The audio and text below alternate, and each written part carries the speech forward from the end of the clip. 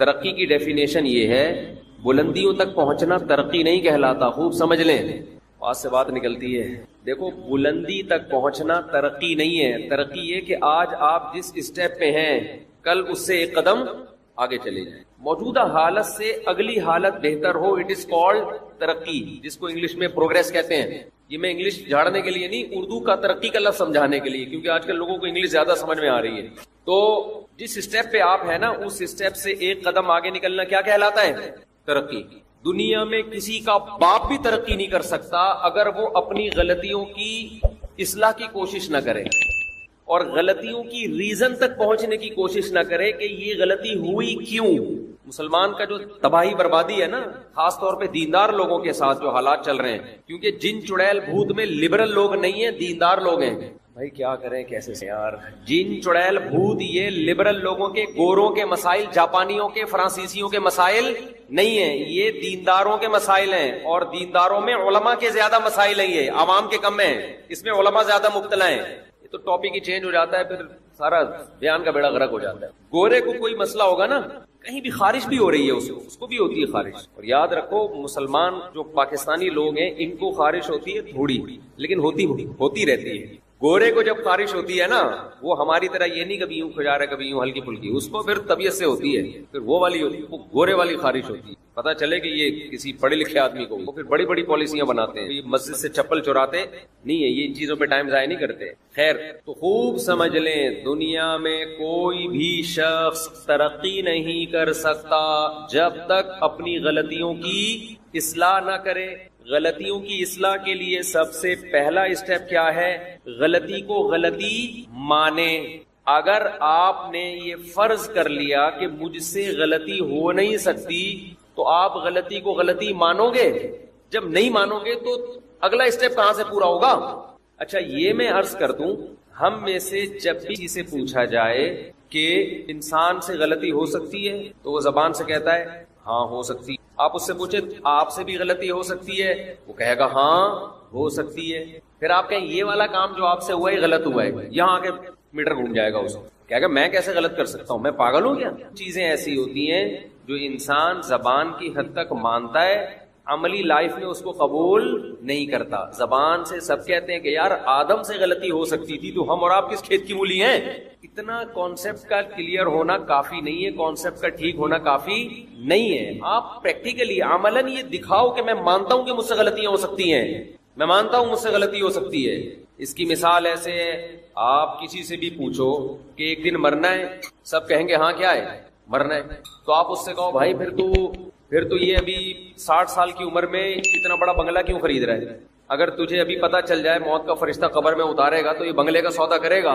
فوراً کہے گا نہیں بھائی میں پاگلوں میں کرائے پہ رہ لوں گا۔ لیکن 60 کیا 80 سال میں بھی انسان گھر خرید رہا ہوتا ہے۔ ہم نے 80 سال کے ایک بزرگ کو دیکھا، بوڑھے آدمی کو دیکھا، پرانا گھر پورا گرا کے نیا بنا رہے ہیں۔ ابے کیا کر رہے ہو بھائی تم 80 سال میں؟ اب اس نئے کے بنانے کی تمہیں اتنی ٹینشن، اتنا پیسہ خرچ کرنے کی کیا ضرورت ہے؟ وارثوں کے لیے بنا رہے ہو تو ان کو پیسہ دے دو، جس نے جو بنانا ہے بنا لے گا۔ وارثوں کو اب گھر کی تھوڑی پیسوں کی ضرورت ہے نا، وہ اپنا ویسے ہی انہوں نے بیچ کے الگ ہونا ہے ابا سے آپ کے مرنے کے بعد۔ ہم نے اپنی زندگی میں دیکھا ہے کہ 80 سال کے بڑے میاں پرانا گھر جو تقریباً 500 گز پہ بنا ہوا تھا پورا گرا کے نئے سرے سے کیا کر رہے ہیں؟ دوبارہ بنا رہے ہیں۔ آپ کہہ سکتے ہیں شکر ہے ہم ایسے نہیں ہیں، آپ کیا کہہ سکتے ہیں؟ شکر ہے ہم ایسے نہیں ہیں۔ اصل میں آپ کے پاس پرانا گھر گرا کے نیا گھر بنانے کے پیسے نہیں ہیں، ورنہ آپ بھی ایسے ہوتے۔ یہ تو ابھی کہہ رہے ہو نا ہم ایسے نہیں ہیں، اصل میں پیسے نہیں ہیں۔ ہر آدمی کی کھوپڑی میں یہ خناس تھوڑا نامناسب لفظ ہے، لیکن جو چیز گھسی ہوئی ہے وہ کون سی مناسب ہے؟ دماغ میں خناس ہی گھسا ہوا ہے نا، جب وہ نامناسب ہے تو اس کا لفظ بھی پھر نامناسب ہی ہوگا۔ دنیا میں خدا کی قسم سب سے مشکل کام پتہ ہے کیا ہے؟ وہ کام جو سب سے آسان ہے وہ سب سے مشکل ہے۔ سب سے آسان یہ ہے کہ دنیا کو مسافر خانہ سمجھنا شروع کر دو، کیونکہ ہے 2 اور 2 4 کی طرح ہے۔ سب سے مشکل کام یہی بنا ہوا ہے کہ دنیا کو مسافر خانہ سمجھنے کے لیے تیار نہیں ہے۔ میرا وہ ذاتی گھر والا بیان پاس سے بات جلدی سے ابھی اس کی طرف آؤں گا۔ ابھی کسی نے مجھے بتایا کہ لوگ ہوٹل میں بیٹھے ہوتے ہیں نا، کھانے وانے کھا رہے ہیں، چائے پی رہے ہیں، تو میرے قریبی دوست مجھے بتاتے رہتے ہیں کہ آپ کا ٹاپک چل نکلا تو آپ کے بارے میں ہم نے دیکھا کہ اگلا کیا کہہ رہے ہیں، پھر مجھے آ کے رپورٹ پیش کر رہے ہوتے ہیں کہ آپ کے بارے میں مارکیٹ میں یہ چل رہا ہے۔ آج کل تو وہ ہی والا بیان بہت چل رہا ہے مارکیٹ میں. وہ ہی والا بیان جو ہے نا وہ فیلنگز کو بچانے کے لیے، وہ لطیفہ برائے لطیفہ نہیں ہے، وہ خامخواہ کا ہی نہیں ہے. وہ اس پہ ہے کہ آپ کی LGBT والا قانون پاس ہو گیا نا تو فیلنگ چینج ہوں گی تو آپ کو چینج سمجھا جائے گا. تو فیلنگز کو بچاؤ، اپنی شادی کرو تاکہ آپ کو احساس ہو کہ میں مرد ہوں، اور 4 دفعہ کرو گے تو 4 دفعہ احساس ہوگا. یہ بتانے کے لیے کہ پھر LGBT کی آپ کو ضرورت رہے گی نہیں. فطرت کو بچاؤ اپنی. تو خیر اس نے بتایا کہ کچھ لوگ بیٹھے ہوئے چائے پی رہے تو آپ کا تذکرہ چل نکلا. ان کو نہیں پتا تھا کہ یہ میرے ریلیٹیو ہیں. تو انہوں نے بتایا کہ میرا کوئی بیان انہوں نے چلایا ذاتی گھر کے بارے میں. میں تو ذاتی گھر کو کوئی ویلیو نہیں دیتا نا. تو پہلے اچھا کھاؤ، اچھی بیوی رکھو، اچھی سواری رکھو، اچھی تعلیم، اس کے بعد پھر بھی بہت بچ رہے ہیں تو چلو اپنا ذاتی گھر لاسٹ میں جا کے بنا لو. جبکہ لوگ سب سے پہلے کس کو فوکس کرتے ہیں؟ ذاتی گھر کو. تو کسی نے کہہ رہے ہیں وہ شارٹ کلپ سنا اور کہا کہ اس مفتی کے بیان کو نہیں سننا چاہیے. آپس میں گروپ میں بات کر رہے تھے کہ اس مفتی کی باتیں مت سنا کرو. ذاتی گھر جو انتہائی امپورٹنٹ چیز ہے اس کو کہہ رہا ہے کہ نہیں. تو بات اصل میں یہی ہے کہ آپ کو کے بیان اس لیے اچھے نہیں لگ رہے کہ آپ دنیا کو مسافر خانہ سمجھ کے لیے تیار نہیں ہے. تو پھر تو ظاہر ہے وہ تو کانسیپٹ ہی آپ کا. ایک آدمی جنت جہنم کو نہیں مانتا تو اس کو آپ کہو نماز پڑھو گے تو جنت ملے گی، وہ کہے گا اس کے بیان مت سنا کرو، یہ نماز پڑھوا کے ٹائم ضائع کروا رہا ہے، یہی کہے گا نا. تو اس سے پہلے کچھ چیزیں ہیں وہ ماننے کے بعد نماز سمجھ میں آئے گی. تو جو بات میں کر رہا تھا، میں یہ عرض کر رہا تھا کہ زبان سے تو کہہ دیتے ہیں مسافر خانہ، عملاً سمجھنے کے لیے تیار نہیں ہے. تو ایسے ہی زبان سے ہم میں ہر شخص یہ کہتا ہے کہ غلطی انسان سے ہو سکتی ہے، مانتے ہیں. کوئی پوچھے آپ سے بھی ہو سکتی ہے، ہاں ہو سکتی ہے، لیکن عملاً جو مارکیٹ میں چل رہا ہے وہ یہ چل رہا ہے کہ مجھ سے نہیں ہو سکتی. بہت خطرناک، ہمارے بڑوں نے ایک چیز بہت تاکید سے ہمیں بتائی ہے، اس پر ہمارا عمل ہوا نہیں ہوا یہ تو اللہ ہی جانتا ہے، کہ کامیاب بننا چاہتے ہو نا اپنی غلطی ماننے میں ذرا بھی ہچکچاہٹ محسوس مت کرو. زندگی کا اصول بنا لو کہ بھائی ٹھیک ہے مجھ سے غلطی ہے، آئندہ نہیں کرو، ختم. اس سے عزت کم ہوتی ہے تھوڑی دیر کے لیے، اور بے وقوف لوگوں کی نظر میں عزت کم ہوتی ہے، عقل مندوں کی نظر میں عزت بڑھ جاتی ہے. پاگل بے وقوف بھی دنیا میں ہول سیل کے حساب سے پائے جاتے ہیں نا. اچھا، جن احمقوں کی نظر میں عزت کم نہیں ہوتی، تھوڑے وقت کے بعد انہی کی نظر میں بھی آپ رسوا ہو جاتے ہو، کیونکہ آپ کو جب غلطی ماننی نہیں ہے تو اصلاح کا موقع نہیں ملتا. ماننی نہیں ہے تو اصلاح کا موقع کہاں سے ملے گا؟ ہمارے نبی صلی اللہ علیہ وسلم سے زیادہ کوئی صحیح ہو سکتا ہے بھائی؟ آپ صلی اللہ علیہ وسلم نے قسم اٹھائی کہ میں فلاں کو صدقہ نہیں دوں گا، بعد میں آپ کو خیال آیا کہ دینا چاہیے، آپ نے ان کو بلایا اور صدقہ دیا اور اپنی قسم توڑ دی. اتنی لچک ہے پیغمبر صلی اللہ علیہ وسلم. صحابی نے عرض کیا یا رسول اللہ، پیغمبر ہے میں آپ سے قسم توڑوا رہا ہوں. آپ نے فرمایا من حلف علی یمین فرأى غیرها خیرا منها فلیکفر عن یمینہ، کہ جو شخص کسی بات پہ قسم اٹھائے اور بعد میں خیال آئے کہ غلطی ہوئی ہے مجھ سے تو قسم توڑ دے اور کفارہ دے. کامیاب ہونے کی یہ زینہ ہے. اگر آپ صلی اللہ علیہ وسلم قسم اٹھاتے تو میں نہیں دوں گا میں صدقہ، اور اسی پہ ڈٹے رہتے، بعد میں خیال ہوتا کہ نہیں دینا چاہیے. تو اسباب کی دنیا میں جو کامیابیاں، تو اللہ کامیابی دینے والا ہے لیکن اس کے لیے اللہ اسباب بھی تو اختیار کرواتا ہے نا. تو وہ کامیابیاں پھر نہ ہوتی. پیغمبروں کو بھی اللہ کامیابیوں کے اسباب اختیار کرواتا ہے پھر کامیاب کرتا ہے. ایسے بیٹھے بیٹھے وہ بھی کامیاب نہیں ہو جاتے. ایک کامیاب انسان کی جتنی کوالٹیز ہیں جو کسی کامیاب بننے کے لیے ضروری ہیں وہ تمام صفات پیغمبروں میں پائی جاتی ہیں. ان میں ایک صفت یہ بھی ہے کہ اگر کوئی خطا ہوئی ہے اس کا فوراً اقرار کر لینا. سمجھتے ہو کہ نہیں سمجھتے؟ ہاں، ایک صورت میں اقرار کرنا نہ کرنا ٹھیک ہے. آپ کو پتا ہے میں نے اقرار کیا تو سامنے والا ظلم کرے گا. کیا کرے گا؟ سامنے والا ظلم کرے گا. کیا نماز میں بسم اللہ پڑھنا واجب ہے؟ کیا بسم اللہ الرحمن الرحیم نماز کی پہلی رکعت میں پڑھی جائے گی یا ہر رکعت میں پڑھنا وہ لازم ہے؟ بھائی لازم کسی رکعت میں بھی نہیں ہے، سنت ہے، بہتر ہے. جب پہلی رکعت میں آپ اللہ اکبر کہہ کے نیت باندھتے ہیں تو ثنا پڑھیں، ثنا کے بعد اعوذ باللہ من الشیطان الرجیم، پھر بسم اللہ الرحمن الرحیم، پھر سورہ فاتحہ پڑھیں. سورہ فاتحہ کے بعد اگر آپ درمیان سے کہیں سے تلاوت کر رہے ہیں سورت کے تو پھر بسم اللہ نہ پڑھیں. اگر سورت کے شروع سے تلاوت کر رہے ہیں تو پھر بسم اللہ الرحمن الرحیم دوبارہ پڑھیں. اور جیسے الم تر کیف فعل ربک پڑھ لی یا قل اللہ پڑھ لی تو سورت شروع کرنے سے پہلے بسم اللہ پڑھیں آپ، سنت ہے. پھر جب دوسری رکعت کے لیے آپ کھڑے ہوں گے تو پھر سورہ فاتحہ سے پہلے بسم اللہ، اور پھر جب سورہ فاتحہ پڑھ کے نئی سورت شروع کریں گے تو بسم اللہ۔ اگر سورت شروع نہیں کرتے، قرآن کے درمیان سے پڑھتے ہیں تو پھر بسم اللہ نہ پڑھیں، کیونکہ بسم اللہ سورت شروع کرنے سے پہلے پڑھنا سنت ہے۔ تو چاہے سورہ فاتحہ ہو یا کوئی نئی سورت ہو، اس سے پہلے بسم اللہ عام حالات میں بھی پڑھنی چاہیے اور نماز میں بھی۔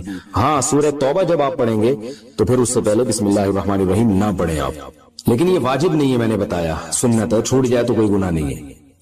کیا خدا حافظ کہنا غلط ہے؟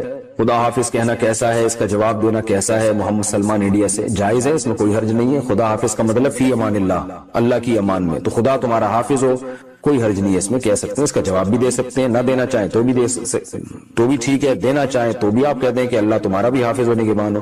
دعا ہے بھائی، یہ دعا کے لیے کوئی ثبوت کی ضرورت نہیں ہوتی۔ بسم اللہ کی جگہ 786 لکھ سکتے ہیں کیا؟ حافظ ساجد انڈیا سے۔ 786 کا مطلب کیا ہے اور اسے لکھنا کیسا ہے؟ دیکھیں، جو ہم بولتے ہیں نا، یہ علم اعداد کے ذریعے بھی زبان ہے، تو وہ ہر عدد کا ایک لفظ کی وہ جو ہے نا ترجمانی کر رہا ہوتا ہے، تو جو علم اعداد کو جانتے ہیں کہ کس طرح سے کون سا لفظ لکھا جاتا ہے، تو وہ بتاتے ہیں کہ 786 یہ بسم اللہ کا ترجمہ ہے گویا کہ، یعنی بسم اللہ کو 786 بھی ریاضی کی زبان میں لکھا جاتا ہے۔ تو اس لیے اگر کسی نے لکھ لیا تو گناہ نہیں ہے، لیکن یہ عمل ہے خلاف سنت، اس لیے کہ قرآن و سنت نے جو ہمیں رسم الخط بتایا ہے، اس رسم الخط کو چینج نہیں کیا جا سکتا۔ جیسے بسم اللہ جب لکھنی ہے تو بیم، جیسے اس کی مثال ایسے جیسے آپ رومن میں بسم اللہ لکھ رہے ہوں، تو آپ نے وہ عربی رسم تو چینج کر دیا نا، تو اس لیے یہ عمل بہرحال خلاف سنت ہے۔ تو اللہ کا نام لیں پورا تمیز سے، بسم اللہ الرحمن الرحیم۔ آپ صلی اللہ علیہ وسلم جتنے بادشاہوں کو خط لکھتے تھے بسم اللہ لکھتے تھے۔ حضرت سلیمان علیہ السلام نے ملکہ سبا کو خط لکھا تو اس میں کیا لکھا؟ انہ من سلیمان وانہ بسم اللہ الرحمن الرحیم۔ ملکہ سبا خط پڑھ کے بتا رہی ہے کہ اس میں لکھا ہوا ہے بسم اللہ الرحمن الرحیم۔ تو جن الفاظ کے ساتھ قرآن نے بیان کیا بسم اللہ کو، حدیث نے بیان کیا، آپ اسی الفاظ کے ساتھ لکھیں، یہ فضیلت جبھی حاصل ہوگی۔ بعض لوگ یہ کہتے ہیں کہ جی وہ بے ادبی بھی تو ہو سکتی ہے، اخبار وہ کاغذ پہ نیچے بھی تو اللہ کا نام گر سکتا ہے۔ تو دیکھیں، یہ کام تو نبی بھی سوچ سکتے تھے۔ نبی جب غیر مسلم بادشاہوں کو خطوط لکھ رہے تھے تو وہ تو بسم اللہ لکھا کرتے تھے آپ صلی اللہ علیہ وسلم۔ حضرت سلیمان علیہ السلام نے جب ملکہ سبا کو خط لکھا اس میں بسم اللہ لکھی، حالانکہ وہاں خطرہ موجود تھا کہ ملکہ سبا کہیں غصے میں آ کے پھینک نہ دے نیچے۔ تو دیکھیں، اگر کوئی پھینک رہا ہے تو اس کا اپنا ہیڈیک ہے، وہ اس کی وجہ سے یہ تھوڑی کہ اللہ اس کے رسول کا نام کاغذ پہ لکھنا ہی بند کر دیں گے ہم، یہ تو غلط ہو جائے گا پھر۔ تو اس لیے ہمیں یہی پتہ چلتا ہے کہ ہم جب بھی کسی کو تحریر لکھیں کوئی اہتمام والی ہو، وہ بسم اللہ الرحمن الرحیم سے ہمیں شروع کرنی چاہیے۔ اور اگر وہ بے ادبی کرتا ہے تو یہ اس کا ہیڈیک ہے، یہ آپ کا ہیڈیک نہیں ہے، اور کرتے بھی نہیں ہیں عام طور پر مسلمان ہیں الحمدللہ، تو غیر شعوری طور پر ہو جائے تو ایک الگ بات ہے۔ 786 لکھنے میں نقصان یہ ہے کہ آپ اللہ کا نام لیتے ہوئے کنجوسی سے کام لے رہے ہیں۔ ہمارے حضرت فرمایا کرتے تھے کہ جو لوگ 786 لکھتے ہیں ان سے ایک سوال یہ ہے کہ اللہ کا نام لکھنے میں کیا آپ کی سیاہی زیادہ گھس جائے گی پوری بسم اللہ لکھنے میں؟ اس لیے آپ کر رہے ہیں کہ اتنا میرا جو ہے نا اسراف ہو جائے گا، خدا رکھو، تو کتنی سیاہی گھس جائے گی آپ کی؟ یا آپ اس لیے لکھ رہے ہیں کہ ٹائم بچا لیں گے؟ تو 786 لکھنے میں اور پوری بسم اللہ لکھنے میں سیکنڈ کا بھی فرق میرا خیال ہے بہت ہی کم آتا ہو، تو اتنا سے ٹائم بچا کے آپ نے کیا کرنا ہے؟ تو اس لیے جو پراپر وے ہے، جو پراپر طریقہ ہے بسم اللہ الرحمن الرحیم کا، اسی طریقے سے لکھنی چاہیے، اور درود شریف بھی پورا لکھنا چاہیے۔ جب ہم نبی کا نام لکھتے ہیں تو بعض لوگ صرف اوپر چھوٹا سا سواد ڈال دیتے ہیں، یہ بھی غلط ہے بھائی۔ آپ کیوں کنجوسی سے کام لے رہے ہیں کہ آپ اپنا ٹائم بچا رہے ہیں؟ تو نبی کے درود پڑھنے میں جو ٹائم خرچ ہوگا وہ تو قیمتی بن جائے گا، نبی کا درود لکھنے میں جو ٹائم خرچ ہوگا وہ تو قیمتی بن جائے گا۔ تو نہ اس سے ٹائم بچ رہا ہے، نہ آپ کے قلم کی سیاہی بچ رہی ہے۔ کتنی بچا لیں گے سیاہی؟ کیا کرنا ہے آپ نے؟ کیا اس سے بزنس کرنا ہے؟ جو پین میں آپ کے تھوڑی سی بال پین میں تھوڑی سی سیاہی بچ جائے گی تو کیا اس کو بیچنا ہے آپ نے مارکیٹ میں؟ تو خام خواہ کی ایک چیز ہے۔ تو جو پراپر وے ہے درود شریف لکھنے کا صلی اللہ علیہ وسلم، یہ پورا بولا بھی پورا کریں اور لکھا بھی پورا کریں۔ بولنے سے یاد آیا، بولتے بھی لوگ ادھورا ہیں۔ اکثر میں نے لوگوں کو دیکھا ہے آپ صلی اللہ علیہ وسلم نے فرمایا، نبی صلی اللہ علیہ وسلم نے فرمایا، او بھائی پورا بول دو، نبی صلی اللہ علیہ وسلم نے ارشاد فرمایا، آپ صلی اللہ علیہ وسلم نے ارشاد فرمایا، رسول اللہ صلی اللہ علیہ وسلم نے یہ کام فرمایا۔ تو پورا صلی اللہ علیہ وسلم تمیز سے بولنا چاہیے۔ یہاں بھی جو شارٹ کر دیتے ہیں نا صلی اللہ علیہ وسلم، اس سے بھی پتہ نہیں کیا ہو رہا ہے۔ باقی ساری بات پوری تمیز سے تجوید کے ساتھ وہ ایک ایک حرف جو ہے نا پورے طریقے سے ادا کر رہے ہوتے ہیں، جہاں درود شریف کی بات آئی ٹائم بچانے کی فکر شروع ہو جاتی ہے، تو یہ طریقہ بھی غلط ہے۔ تو اس میں آپ کتنا ٹائم بچا لوگے، کتنے سیکنڈ بچا لوگے آپ، اور کیا بچا کے آپ کیا کر لوگے اس میں؟ تو جب درود پڑھیں نبی صلی اللہ علیہ وسلم نے ارشاد فرمایا. بات چل پڑی ہے تو سلام بھی ایسے ہی ہے. سلام بھی لوگ ایسے کرتے ہیں السلام علیکم, کہیں گزر رہے ہوں السلام, وہ جواب میں کیا وعلیکم. وہ میں اکثر ایک واقعہ سناتا ہوں, ہمارے استاذ کو جب کوئی سلام کرتا تھا نا تو کہتے تھے بس یہ جواب آتا تھا. تو ہم کہتے تھے استاد جی آپ کیسا جواب دے رہے ہیں؟ انہوں نے کہا جیسا سلام ہے ویسا جواب ہے. کہہ رہے سلام میں ہلکی سی آواز آئی ہے, بس اتنی سی آواز آئی ہے السلام, تو جواب ہی السلام. تو وہ ان کو تنبیہ کرنے کے لیے نا السلام علیکم, جواب آ رہا وعلیکم, یعنی وعلیکم, بس ہلکا سا سین. تو یہ طریقہ صحیح نہیں ہے. سلام کریں السلام علیکم, السلام علیکم ورحمۃ اللہ, السلام علیکم ورحمۃ اللہ وبرکاتہ. سلام کی قرآن نے ایسی تعریف کی ہے سورہ نور میں, تحیۃ من عند اللہ مبارکۃ طیبہ. اے ایمان والو جب گھروں میں داخل ہو فسلموا علی انفسکم, گھر والوں کو سلام کیا کرو. یہ اللہ کی طرف سے ملاقات کے وقت ایک دعائیہ کلمہ ہے جو اللہ کی طرف سے گفٹ ہے, مبارک ہے, پاکیزہ کلمہ ہے. تو اللہ نے سلام کی اتنی تعریف کی ہے تو آپ اس سلام ہی کو پی جاتے ہیں السلام علیکم السلام علیکم اس طرح کر گھما رہے ہوتے ہیں. تو پراپر تمیز سے سلام کیا کریں. دعا ہے یہ السلام علیکم ورحمۃ اللہ وبرکاتہ. آپ پر سلامتی ہو اللہ کی طرف سے, اس کی رحمتیں بھی اور اس کی برکتیں بھی. تو خالی تھوڑا سلام بھی کر سکتے ہیں السلام علیکم یہاں تک بھی. مزید اگر آپ اس میں تڑکا لگانا چاہتے ہیں السلام علیکم ورحمۃ اللہ, اور اگر آپ اس کی سپرلیٹو ڈگری پہ جانا چاہتے ہیں تو السلام علیکم ورحمۃ اللہ وبرکاتہ. پھر جو اس طرح سے جب سلام کرتا ہے نا انسان, پھر جواب میں بھی اسی سٹائل میں جواب دینے میں مزہ آتا ہے. ویسے کوئی سلام کرے تو آپ جواب دیں وعلیکم السلام ورحمۃ اللہ وبرکاتہ. ایسے خاندانی طریقے سے ہونا چاہیے.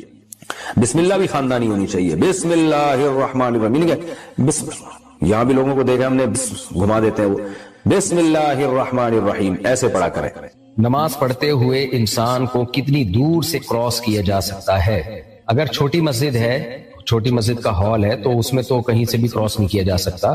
لیکن اگر بڑی مسجدیں, عام طور پر آج کل بڑی مسجدیں ہی ہوتی ہیں یا ہال بھی بڑے ہی ہوتے ہیں, یا میدان میں نماز پڑھ رہے ہیں, تو اگر سترا ہے تو سترے کے آگے سے گزرا جا سکتا ہے. لیکن اگر سترا نہیں ہے تو جو نمازی ہے نا, جہاں وہ نماز پڑھ رہا ہے اس کے آگے سے 3 صفوں کے آگے سے بالاتفاق گزرا جا سکتا ہے. بعض علماء نے 2 صفوں کا بھی کہا ہے, لیکن احتیاط اسی میں 3 صفیں, یعنی ایک صف تو وہ جو جہاں بندہ نماز پڑھ رہا ہے وہ, اور اس کے آگے کی 2 صفیں. کبھی ضرورت ہو تو 2 صفوں کے بعد سے بھی گزرنے کی گنجائش ہے. محمد عمار سہارنپور سے, کیا مسلمان غیر مسلم کی شادی میں جا سکتا ہے؟ کسی بھی غیر مسلم کی تقریب جن کا ان کی مذہبی تقریب سے تعلق نہ ہو اس میں جانا جائز ہے. مذہبی تقریب نہ ہو تو شادی مذہبی تقریب نہیں ہوتی. یہ تو ہر قوم میں نکاح اور شادی بیاہ ہوتا ہے, تو ان کی کوئی دعوت ہے اس میں بھی جا سکتے ہیں. لیکن شادی بیاہ کی دعوتوں میں جانے میں اس کی اہمیت نہیں ہے کہ وہ جس کی شادی ہو رہی ہے وہ مسلم ہے یا وہ غیر مسلم ہے, بلکہ اس کا تعلق اس سے ہے کہ وہاں گناہ ہوں گے کہ نہیں ہوں گے. اگر موسیقی ہے, ناچ گانے ہو رہے ہیں, تو ایسی محفل میں جانا جائز نہیں, چاہے مسلم ہو چاہے غیر مسلم. تو غیر مسلم تو عام طور پر اپنی شادی بیاہ میں بہت ہی دھوم دھڑکے کرتے ہیں, اور شراب کباب بھی چل رہی ہوتی ہے ان کے ہاں.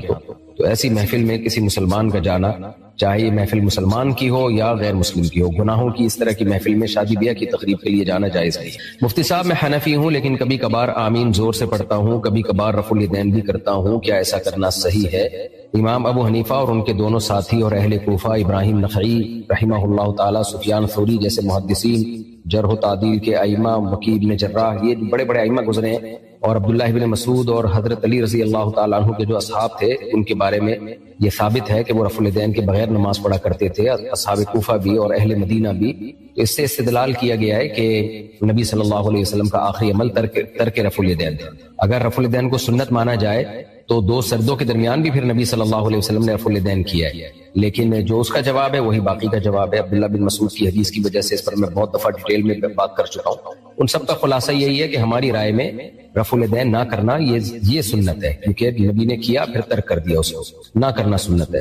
لیکن یہ کوئی اتنا بڑا جھگڑا نہیں ہے, اگر کوئی رفع الیدین کر لیتا ہے تو بھی ٹھیک ہے, اور کبھی کبھار زور سے آمین پڑھ لیتا ہے تو بھی ٹھیک ہے. جو نبی سے زور سے آمین ثابت ہے وہ تعلیم کے لیے, تاکہ پتہ چلے کہ بھئی یہاں پر آمین کہا جا رہا ہے. کیونکہ نبی صلی اللہ علیہ وسلم بعض دفعہ جہرن تلاوت بھی, زور سے تلاوت بھی ظہر میں کیا کرتے تھے, تاکہ بتانے کے لیے کہ یہ بھی یعنی پڑھ کیا رہا ہوں. تو تعلیم کے لیے نبی نے بعض دفعہ زور سے بعض اعمال کیے ہیں, اصل میں ان میں آہستہ کرنا سنت ہے. تو آمین میں بھی ادعوا ربکم تضرعا وخفیہ، اللہ نے فرمایا کہ اپنے رب کو خفیتاً پکارو. آمین بھی دعا ہے اور دیگر احادیث بھی ہیں، لیکن یہ کوئی حلال و حرام کا مسئلہ نہیں ہے. نبی نے بھی کبھی زور سے آمین کہہ دی تو آپ بھی کہتے ہیں کبھی کبھار، کبھی رفع الیدین کر لے، کوئی حرج نہیں اس میں. کیا درود مقدس اور دعائے جمیلہ پڑھنا صحیح ہے؟ میرے علم میں نہیں ہے یہ دعائے جمیلہ کون سی ہے، درود مقدس کون سی ہے.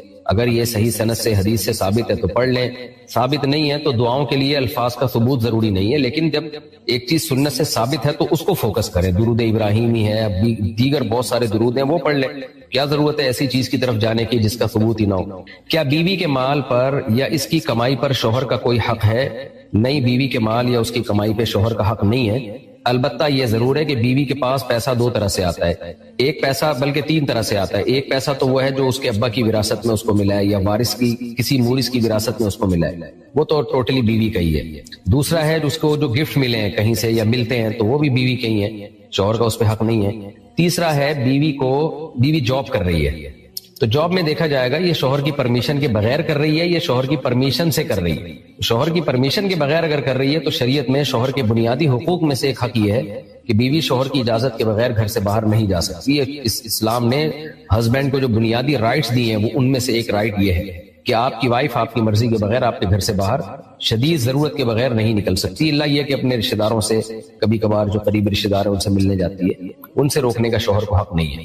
اب جاب تو ایک مستقل چیز ہے، صبح جانا ہے شام کو آنا ہے، تو اس میں شوہر روک سکتا ہے بیوی کو. تو ایسی صورت میں اگر عورت نہیں مانتی شوہر کی بات اور وہ گھر سے باہر چلی جاتی ہے، جاب کرتی ہے، تو پھر شوہر نان نفقے سے ہاتھ کھینچ سکتا ہے کہ ٹھیک ہے تم کما رہی ہو تو پھر اپنا خرچہ خود اٹھاؤ، میرے ذمے تو تمہارا نان نفقہ اس وقت ہے جب تم میری بیسک چیزوں میں اطاعت کرو. تو پھر شوہر نان نفقے سے ہاتھ کھینچ سکتا ہے، ٹھیک ہے پھر اپنا خرچہ خود اٹھاؤ. تو شوہر بیوی کو روکے گا تو پھر شوہر پر نان نفقہ واجب ہوگا، کیونکہ آپ ہی کی وجہ سے وہ آپ کے گھر میں ٹھہری ہوئی ہے تو نان نفقہ آپ پر واجب. اگر وہ ٹھہری نہیں رہی ہے تو پھر نان نفقہ آپ پہ واجب نہیں ہے. تو ایسی صورت میں بھی یہ نہیں ہوگا کہ بیوی کے مال پہ شوہر کا حق ہوگا، بلکہ شوہر کے مال پہ بیوی کا حق ساقط ہو جائے گا. البتہ یہ بات ضرور سمجھیں اچھی طرح سے کہ میاں بیوی کے جو معاملات ہیں نا وہ رابطے سے زیادہ، ضابطے کے قانون سے زیادہ رابطے کے قانون پہ چلتے ہیں. کیا مطلب ضابطے اور رابطے؟ کہ شریعت نے جھگڑے کے وقت میں یہ اصول بیان کیے کہ جب میاں بیوی میں اختلاف ہوگا تو پھر یہ اصول ہے تاکہ جھگڑا ختم ہو. نارملی میاں بیوی کا مال ایک دوسرے کا مال ہی سمجھا جاتا ہے. تو اگر بیوی کما رہی ہے اور شوہر کو کبھی ضرورت پڑ جاتی ہے، شوہر کی اجازت سے کما رہی ہے، تو میاں بیوی کا رشتہ ایسا ہوتا ہے اس میں یہ نہیں ہونا چاہیے کہ شوہر ہاسپٹل میں پڑا ہوا ہے، اس کو علاج کے لیے پیسے چاہیے، ہے ہی نہیں پیسے اور وہ بیوی سے پیسے مانگ رہا ہے، بھائی اب میں مر رہا ہوں، میں نے تمہیں کھلایا پلایا، تھوڑا سا میری مدد کر لو. تو بیوی کیا ایکچولی بیوی کے مال میں شوہر کا کوئی حق نہیں ہے. تو یہ رشتے کے بہرحال خلاف ہے. تو جو محبت کا تعلق میاں بیوی کے درمیان ہوتا ہے اس کا تقاضا یہ ہے کہ اصل حکم تو یہی ہے کہ شوہر نے بیوی پہ خرچ کرنا ہے، لیکن کبھی ضرورت پڑے اور بیوی کے پاس مال ہو تو شوہر کو خود سے اس کو چاہیے کہ وہ پوچھ لیا کرے، دے دیا کرے. ہمارے سامنے کیس آیا کہ شوہر کھلاتا تھا پلاتا تھا بیوی کو، کبھی اس کو کوئی مصیبت آ گئی، بیمار ہو گیا، تو بچے کے لیے اس نے جو ہے بیوی سے قرضہ لیا، تھوڑا سا، بہت بڑی رقم بھی نہیں تھی. تو بچے کا علاج کیا، نہیں تھا بیچارے کے پاس، پیسے ختم ہو گئے. تو اب بیگم صاحبہ نے اس سے پھڈا کر رہی ہیں کہ میرے پیسے مجھے واپس کرو. بھائی بچہ تمہارا بھی تو ہے، ٹھیک ہے شرعاً بچے کا خرچہ باپ پہ واجب ہے، لیکن اخلاقیات بھی کوئی چیز ہوتی ہیں اور وفا بھی کوئی چیز ہوتی ہے کہ جس آدمی نے ساری زندگی کھلایا پلایا ہے، آج تھوڑا سا مسئلے اس کے ساتھ ہو گئے اور آپ کے پاس پیسہ ہے تو تھوڑا تعاون کر لیں. تو قانون اور ضابطے کی بات تو یہی ہے کہ بیوی کے مال پہ شوہر کا کوئی حق نہیں ہے، لیکن محبت کا تعلق، آپس کا تعلق یہ ہے کہ جب کسی کو ضرورت پڑتی ہے تو اس کے ساتھ تعاون کیا جاتا ہے، اور چھوٹی موٹی رقموں کی واپسی کا مطالبہ بھی نہیں کیا جاتا عام طور پہ. ہاں بڑی رقم ہو تو ایک الگ بات ہے.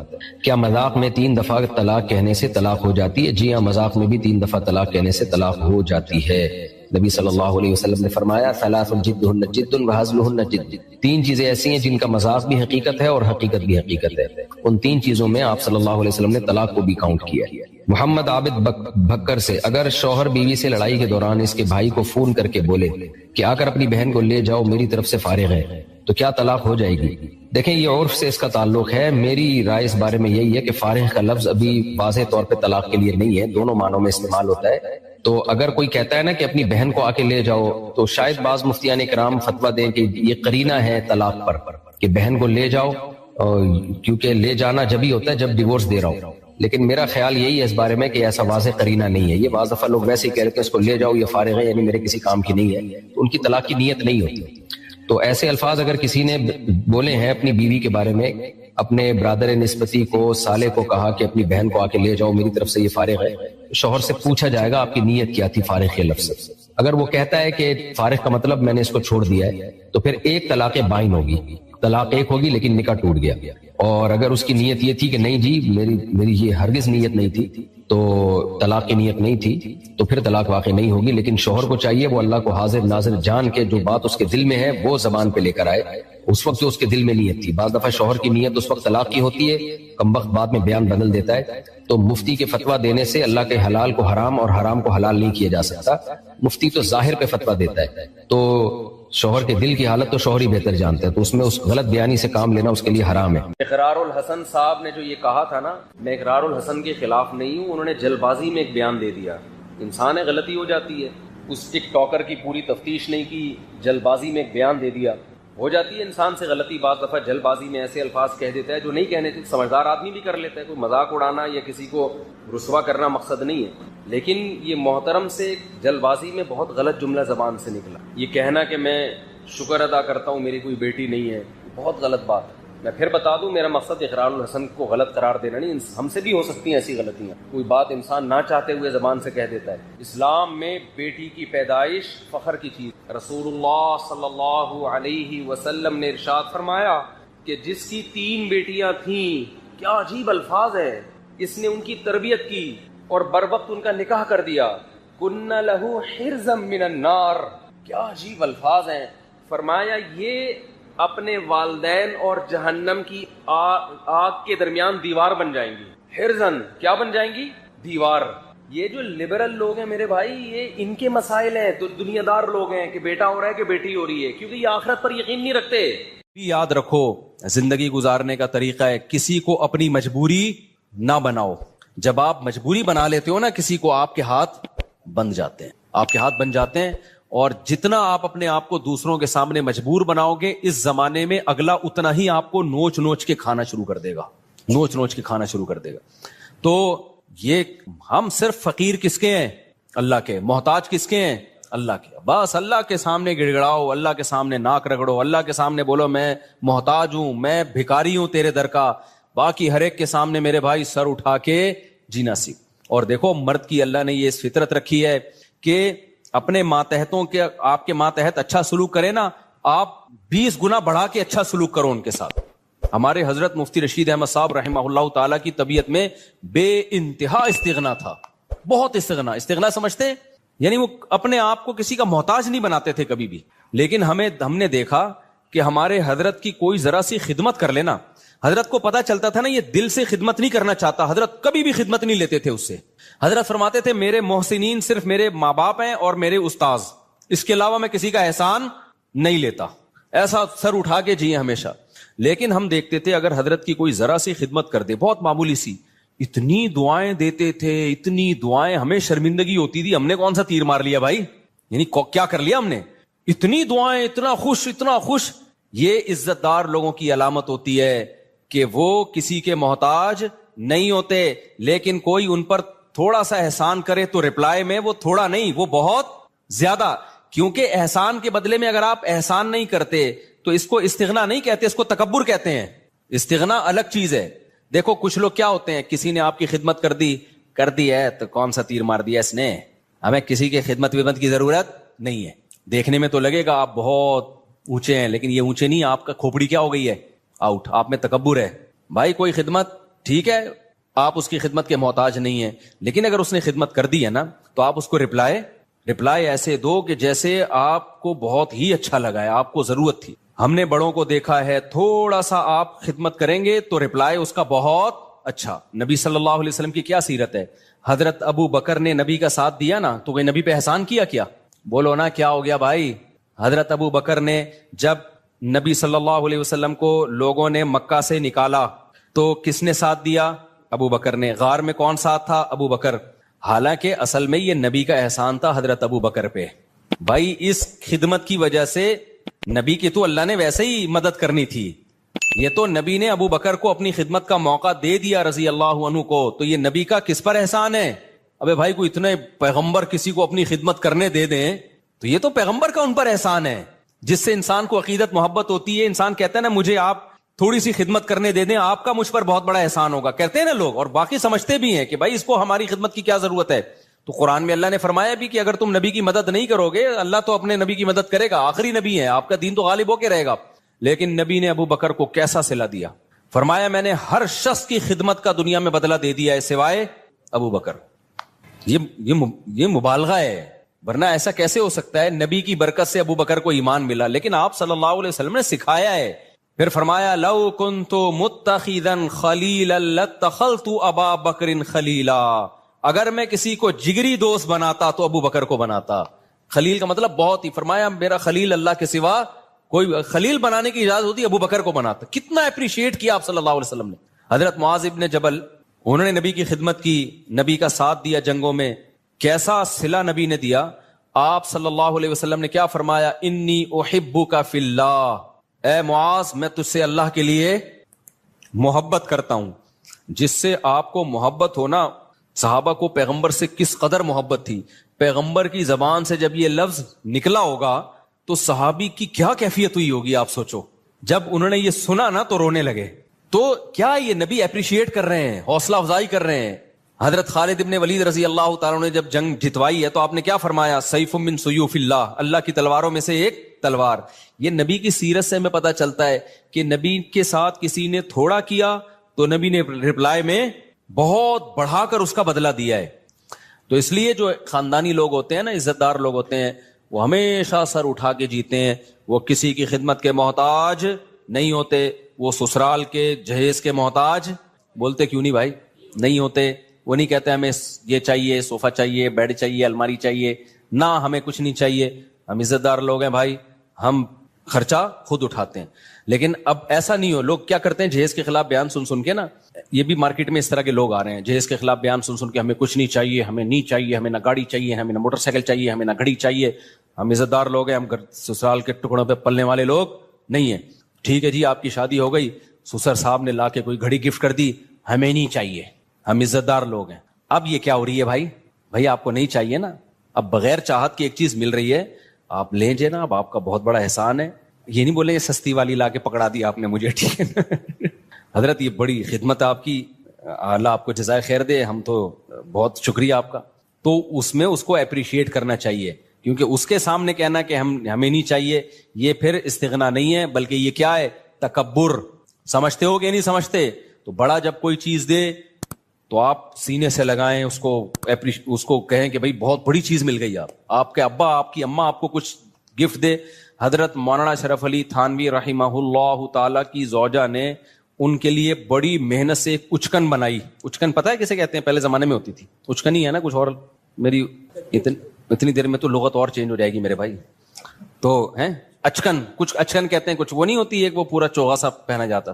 اب مولانا تھانوی رحمہ اللہ کا مزاج نہیں تھا ایسی چیزیں پہننے کا, اور ان کے گھر والوں نے اتنی محبت سے اتنی محنت کر کے بنائی تو وہ وہی پہن کے نکل گئے گھر سے باہر. لوگوں نے کہا یہ آپ کیا پہنا ہے؟ انہوں نے کہا یار اتنی محبت سے اس نے بنائی ہے. اب میں یہ نہیں کہہ رہا آپ کی بیگم کچھ بھی آڑا ترچا پہنا دے, آپ دسترخوان پہنا دیا, آپ محبت سے باہر نکل آئے تو لیکن کوئی بھی آپ کے ساتھ تھوڑی سی بھی خدمت کرے تو جواب میں اس کو دعا دینی چاہیے, اس کو بہت زیادہ اپریشیٹ کرنا چاہیے, لیکن محتاج کسی کا انسان بن کے نہ رہے.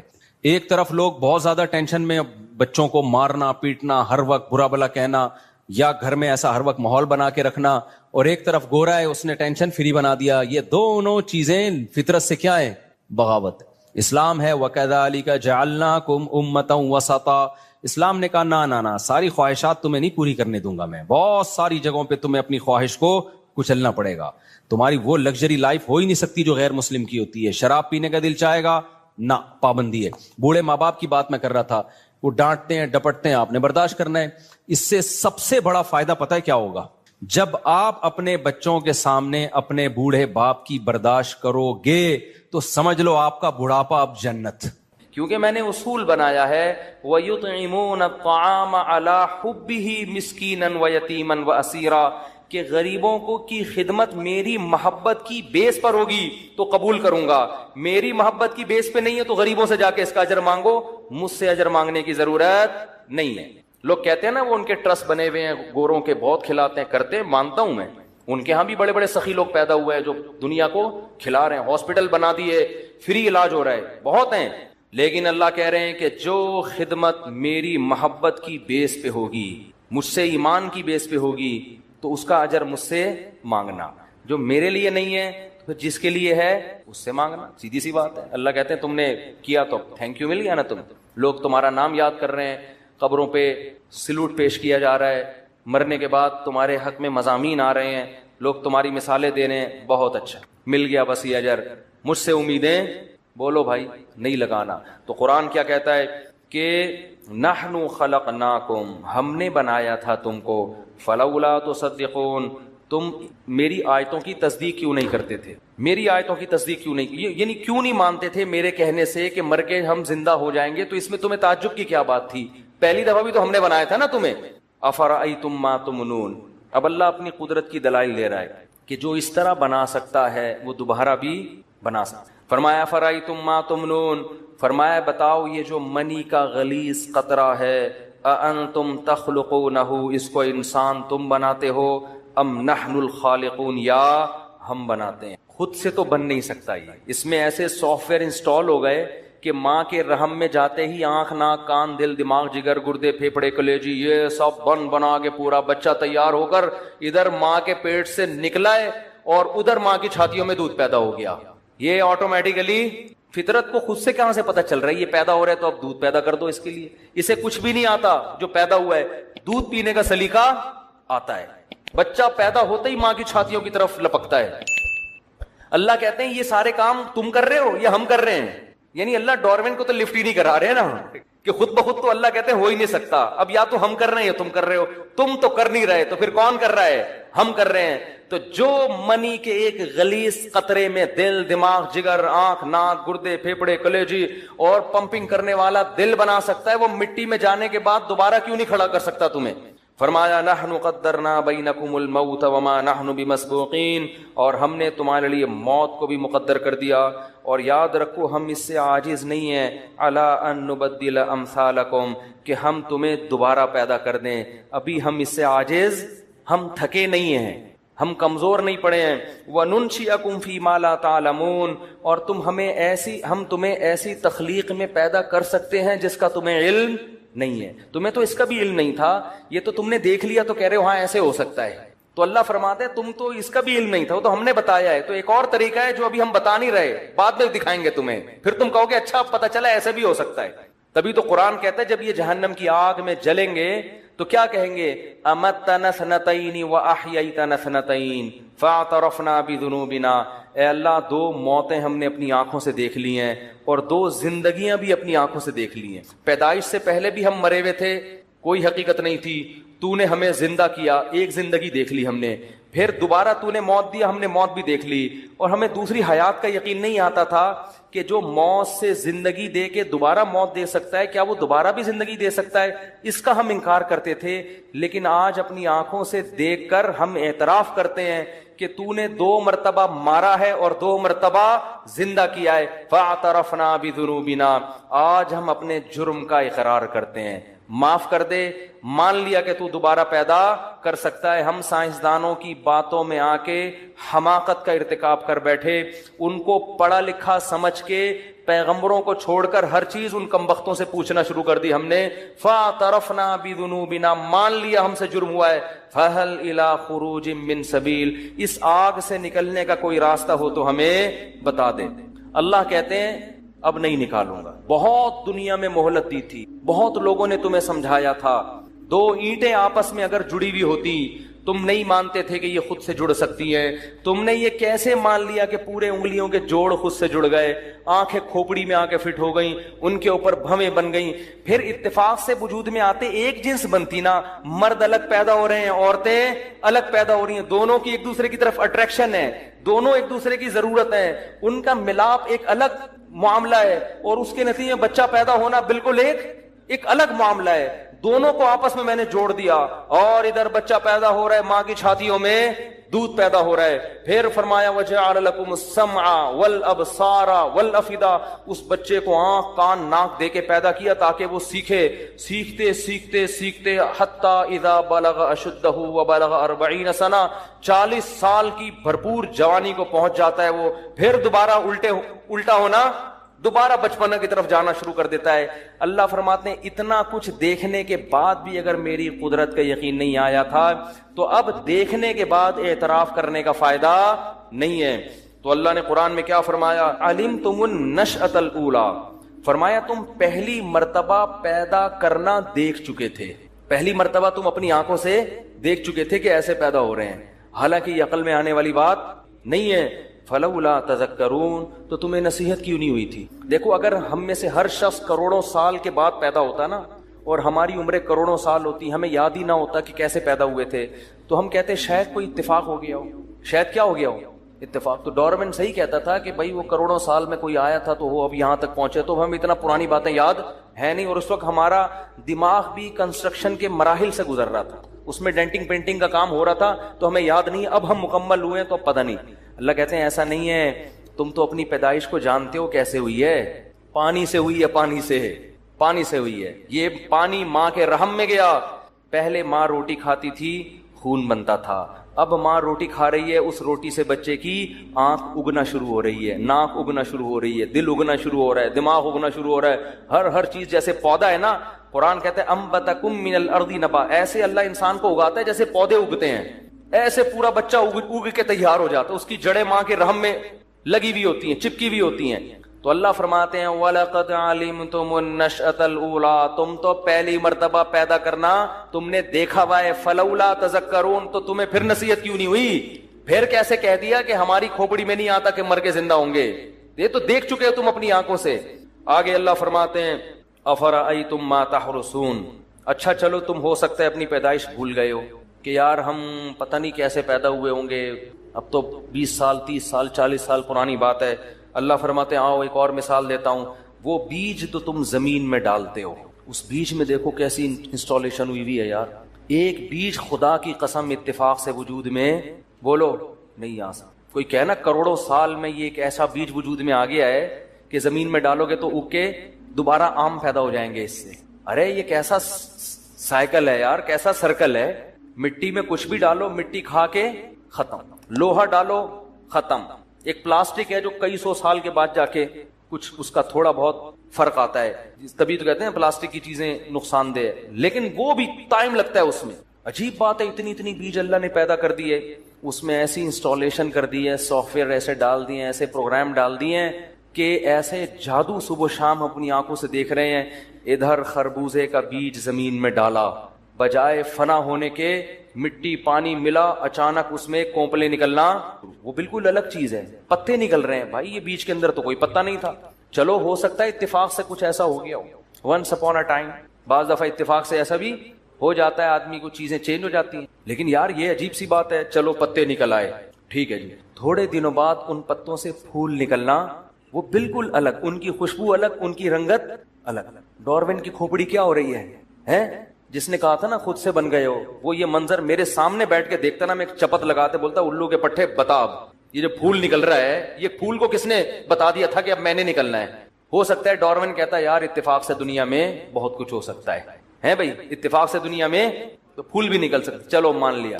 لیکن وہ پھول اگر اتفاقی حادثے کا نتیجہ ہوتے تو اس میں ایک بہت زبردست مینجمنٹ نہ ہوتی کہ وہ خامخواہ میں نہیں نکلا, وہ تتلیوں کو اور پرندوں کو اپنی طرف مائل کر رہا ہے. سمجھ میں نہیں آ رہی.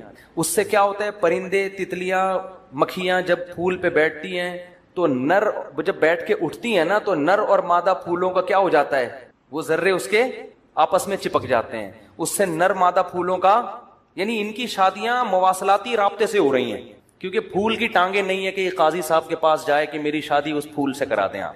وہ خوشی سے وہیں مجھے دیکھ دیکھ کے پھول رہا ہے اور میں غم سے پگھلا جا رہا ہوں. ٹانگیں نہیں ہے نا ان کی. بھائی پھل جو ہے نا یہ بھی پودے کا بچہ ہے نا. انسانوں میں تو بھائی نکاح ہوتا ہے, ملاپ ہوتا ہے, بچے پیدا ہو جاتے ہیں. پھولوں میں تھوڑی تو بے جان چیز ہے. بے جان سے مراد روح نہیں ہے اس میں. تو قدرت نے کیا کیا؟ پھول پیدا کیا. وہ پھول تتلیوں کو اپنی طرف مائل کرتے ہیں. تتلیوں کے حاشیے خیال میں بھی نہیں ہوتا کہ قدرت ہم سے انسان کی غذا کا بندوبست کروا رہی ہے. قدرت ہم سے کیا کام لے رہی ہے؟ تتلیاں انجوائے کر رہی ہیں پارک میں. وہ سمجھتی ہیں پھول آ رہے ہیں, ادھر سے اٹھو ادھر سے, وہ جھوم رہی ہیں. ان کو نہیں پتا کہ اگر ہم یہ کام چھوڑ دیں انسان بھوک اور قحط سے بولو ہلاک ہو جائے. خربوزے پیدا ہونا بند. ڈارون بیٹھا ہوا ہے ابھی میرے پاس, وہ سارا منظر بولو دیکھ رہا ہے. تو پھر کیا ہے کہ وہ تتلیاں اڑ کے ادھر سے ادھر ادھر سے ادھر, ان کو نہیں پتا کہ اس سے نر اور مادہ پھولوں کی آپس میں شادی ہو رہی ہے. وہ جو ذرے ہوتے ہیں نا, اور اس شادی کے نتیجے میں کچا سا پھول جھڑ جاتا ہے اور پھر پیچھے کچا سا پھل. میں کہہ سکتا تھا یار اتفاق سے ہوا ہوگا, لیکن وہ جب پھل بڑا ہوتے ہوتے ہوتے ہوتے اتنا بڑا ہوتا ہے تو پھر اس کا رنگ تبدیل ہونا شروع, اور تھوڑے دنوں میں وہی کمبخت خربوزہ جو میں نے کاٹ کے زمین میں بولو ڈالا تھا, اور اس جیسے ہزاروں خربوزے, اور ہر خربوزے میں ایسے کروڑوں بیج, جو جن میں سے ایک بیج میں نے زمین میں ڈالا تھا. کروڑوں سال گزر گئے, یہ چکر ختم ہونے کا نام نہیں لے رہا. اور یہ ایک پودا نہیں ہے, کروڑوں پودے, کروڑوں درخت, جن میں یہ پروسیس عام زمین میں ڈالو اس سے آم پیدا ہوگا, بھور آئے گا, اس بھور پہ پرندے آ کے بیٹھیں گے, ہواؤں سے بھی ان کا ملاپ ہوگا, پھر سینکڑوں اسی قسم کی کیریاں. بھائی کیری تک تو ہم کہہ سکتے ہیں کہ ہم یہ جو آموں نے کیری کو کیری کیا ہوا ہے, ہو سکتا ہے یہ اتفاق سے کیری کیا ہوا ہو, لیکن جب اس کیری کا رنگ پیلا ہونا شروع ہوتا ہے اور وہ سرخ ہوتا ہے, ہم کہتے ہیں یار یہ تو وہی آم تھا جو ہم نے زمین میں ڈالا ہے, وہی میٹھا آم کھایا تھا, گھٹلی پھینک دی تھی کہ یار کسی کام کی نہیں ہے. اللہ کہتے ہیں یہی تو سب سے کام کی ہے, اس کو تو زمین میں ڈال, آسمان سے پانی برساؤں گا, دوبارہ درخت پیدا ہوگا, اس سے ہزاروں آم, ہر آم میں ہزاروں گٹلی, پھر ایک گٹلی کو زمین پہ ڈالے گا, ان ہزاروں گٹلیوں سے کروڑوں آم اور کروڑوں گٹلیاں پیدا کروں گا. بچے پیدا ہونے کی سپیڈ اتنی نہیں ہوگی جتنی آم کی گٹلیاں اور ان کے پھل پیدا ہونے کی سپیڈ ہے, یہ بتانے کے لیے کہ دنیا کبھی بھی قحط سے ہلاک ہونے والی نہیں ہے. آبادی کی کثرت کی سپیڈ کم ہے, اور ان کے لیے جو اللہ طرح طرح کے غذائیں پیدا کر رہا ہے ان کے پیدا ہونے کی سپیڈ ان سے کروڑہ گنا زیادہ ہے. نہیں آ رہی میرا خیال ہے بس, نہیں آ رہی تو کوئی مسئلہ نہیں ہے. جب یہ منظر اپنی آنکھوں سے دیکھیں گے تو اچھوں کو بھی سمجھ میں آ جائے گی. جو قیامت میں اللہ باتیں بتا رہے ہیں نا کہ میں پھر یہ کہوں گا, میں پھر یہ بتاؤں گا, تو پھر اس وقت اچھوں کو بھی پھر ہم کہیں گے اللہ ایک دفعہ پیدا ہونا بھی دیکھ لیا, ایک دفعہ مرنا بھی دیکھ لیا. ایکچولی ایک دفعہ پیدا ہونے میں تھوڑا سا کنفیوز تھا. لمس یونیورسٹی کا پروفیسر اس طرح سے بات کرے گا اللہ کے سامنے. ایکچولی وہ میں نے ڈارون کی کچھ کتابیں پڑھی تھیں, ایکچولی وہ میں کچھ آئے تھے اسکالرز, اور وہ اسٹیفن ہاکنگ تھا, کیا نام تھا اس کا, وہ اس نے بھی کچھ اس قسم کی باتیں تھا, بڑا پرسنالٹی اس کی بہت اچھی, اور جب بھی اس نے بات کی گل ویلے دی تھے پھل موسم کا کیا اس نے, تو اللہ وہ یہ کہہ کر گیا تھا کوئی خدا ودا نہیں ہے. تو ایکچولی میں تھوڑا سا کنفیوز ہو گیا تھا. اب میں نے دیکھ لیا تو لیبارٹری سے بھی پتہ چل گیا, ٹیسٹ بھی ہو گیا, دیکھ بھی لیا, اب میں مانتا ہوں. اللہ کہے گا اسٹیفن ہاکنگ جس جہنم کی آگ میں جل رہا ہے تجھے اس کے ساتھ وہی کہ اتفاق سے اسٹیفن ہاکنگ جیسا ذہین آدمی بھی پیدا نہیں ہو سکتا, ایک تصویر پہ نہیں بن سکتی, تو اس جیسے ذہین سائنسدان کیسے پیدا ہو گئے. اکفرت بالذی خلقک من تراب, اللہ ایسے ذہین لوگوں سے خطاب کر کے کہتا ہے بھلا تم اس خدا کا انکار کرتے ہو جس نے تم جیسوں کو مٹی سے پیدا کیا, اس کو کیسے مٹی سے ایسے پتلے بنا کے چلا دیے اس نے, اس کا تم انکار کر رہے ہو, تمہیں شرم نہیں آتی. تو بھائی ہم سب مان لیں گے, لیکن اس وقت ماننے کا فائدہ نہیں ہے. تو قرآن کیا کہہ رہا ہے, بس جلدی سے آیتیں ترجمہ کر کے بیان ختم کرتا ہوں. فرمایا افرأیتم ما تحرثون اانتم تزرعونہ ام نحن الزارعون, اس سے درخت ہم نکالتے ہیں ان بیجوں سے, یہ سسٹم ہمارا بنایا ہوا ہے یا تم نے کیا ہے. یہاں بھی اللہ ڈارون کو لفٹ کہ خود سے تو ہو ہی نہیں سکتا نا, یہ تو بکواس کر کے گیا ہے, یا تو تم خود کر رہے ہو یا کون کر رہا ہے, ہم. اب ہو سکتا ہے ڈاکٹر کہیں کہ ہم نے بیج میں یوں کیا تو اب ہم اگا دیتے ہیں, کروڑوں سال سے کیا ہو رہا تھا, اور وہ تو خدا ہی کا پیدا کردہ بیج ہے نا جس میں آپ نے دائیں بائیں کر دیا. اور اگر کچھ بنا بھی لیں تو اسی کی کاپی ہے نا, یہ جیسے ڈیجیٹل کیمرہ آنکھ کی کاپی ہے, تو ڈیجیٹل کیمرہ خود نہیں بن سکتا, تو یہ آنکھ جو اصل ہے وہ خود سے کیسے بن گئی. تو اللہ فرماتے ہیں لو نشاء لجعلناه حطاما فظلتم تفکہون, اللہ فرماتے ہیں ہم چاہیں تو تمہاری ان کھیتیوں کو تباہ کر دیں. یہ جو کھیتیاں پیدا ہو رہی ہیں, ٹریکٹر چل رہے ہیں, آم کی فصلیں, اور گندم آ رہی ہے وہاں سے, اتنے ٹن کپاس کراچی سے ایکسپورٹ ہو رہی ہے, اور امریکہ سے اتنے ٹن گندم آ رہی ہے. اللہ کہہ رہے ہیں کہ ہم چاہیں نا فصلوں میں ایسے کیڑے پیدا, ابھی تو کورونا انسانوں میں آیا ہے نا, فصلوں میں ہم ایسی بیماریاں پیدا کر دیں، ایسی کھیتیاں تباہ کریں، فضل تم تفکہون، تم صرف باتیں بناتے رہ جاؤ، ایکچولی یہ ہو گیا تھا اس دفعہ، ایکچولی یہ ہو گیا تھا، ایکچولی ایک ایسا جرثیمہ آیا ہے، ایک ایسا کیڑا آیا جس کو بہت بڑا کیڑا ہے۔ اب تک جتنے کیڑے آئے تھے ان کو خود کو کیڑا نہیں تھا، وہ صرف خود کیڑے تھے وہ، لیکن اس دفعہ جو جیسے کورونا کو یہ عام کیڑا نہیں ہے، اللہ معاف فرمائے، اس وبا سے بچائے۔ تو یہ کچھ عجیب سی چیز آئی ہے نا، ڈھیٹ ختم ہونے کا نام لے نہیں رہا، اللہ ہم سب کو بچا کے رکھے اس سے۔ تو اللہ فرماتے ہیں فضل تم تفکہون، تم باتیں بناتے رہ، پھینکتے رہ جاؤ باتیں، یعنی جو ہم نے بنایا بھی اور بچایا بھی کس نے ہے؟ اللہ کہتے ہیں ہم نے، فضل تم تفکہون، باتیں بناتے رہ جاؤ، انا لمغرمون، ہمیں تو چٹی پڑ گئی ہے، کہتے ہیں نا اس دفعہ تو معاملہ کیا ہو گیا ہے، بڑا خراب ہو گیا، سارا بزنس تباہ ہو گیا یار، اس دفعہ تو فصل کا ہی بیڑا غرق ہو گیا، یہ ہو گیا وہ ہو گیا۔ فرمایا انا بل نحن محرومون افرأیتم الماء الذی تشربون، فرمایا جو پانی تم پیتے ہو بھلا اس کو دیکھو، اانتم انزلتموہ من المزن ام نحن المنزلون، بادلوں سے اسے تم برساتے ہو یا ہم؟ یہ جو سورج سمندر کے پانی کو پکا کے اوپر لے کر جاتا ہے، پھر ہوائیں اس کو بادلوں کو پش کرتی ہیں کہ جاؤ کشمیر میں جا کے، پھر گلیشیئر بنتے ہیں، پھر جہاں جہاں ایک اندازے سے سیٹ اپ چل رہا ہے، الٹا حساب نہیں چل رہا کہ وہ یہاں پہ ہوتی چلی آ رہی ہو، کبھی کبھار ہوتا ہے 3 دن اکٹھی بارش، لیکن وہ سسٹم کا حصہ ہے، ایسا نہیں ہے کہ بالکل ہی کوئی بے تکا نظام چل رہا ہو بارش کا۔ اللہ فرماتے ہیں لو نشاء جعلناہ اجاجا